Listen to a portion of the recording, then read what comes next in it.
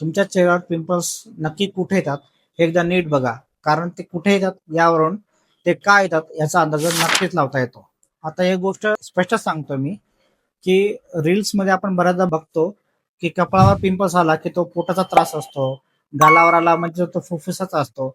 सध्या तरी हे वैज्ञानिकदृष्ट्या सिद्ध झालेले नाहीये, पण त्वचाशास्त्रामध्ये एक गोष्ट खरी आहे की पिंपल्सची जागा ही त्याचं काहीतरी कारण सांगत असते. उदाहरणार्थ, कपाळावर आणि नाकाच्या आजूबाजूला येणारे पिंपल्स म्हणजे टी झोन मध्ये येणारे पिंपल्स हे ऑइली स्किन किंवा केसांना जास्त लावलेलं तेल किंवा बंद झालेली छिद्रे यांमुळे येऊ शकतं. ओठांभोवती किंवा हनुवटीवर येणारे पिंपल्स हे बऱ्याचदा न मानवणारे प्रोडक्ट्स किंवा चुकीची क्रीम वापरल्यामुळे येऊ शकतात. आणि सगळ्यात महत्वाचं म्हणजे जबड्याच्या लाईनवर येणारे पिंपल्स हे हॉर्मोनच्या असंतुलनामुळे येऊ शकतात. स्त्रियांमध्ये पीसीओडी ज्यांना आहे त्यांना जबड्यांच्या रेषेमध्ये पिंपल्स येऊ शकतात. म्हणून फक्त वरूनच क्रीम लावून ते जात नाहीत, कारण त्यांचं मूळ कारण हे आतमध्ये असतं. म्हणूनच पिंपल्स आल्यानंतर तो दुर्लक्ष करू नका किंवा झाकून ठेवू नका.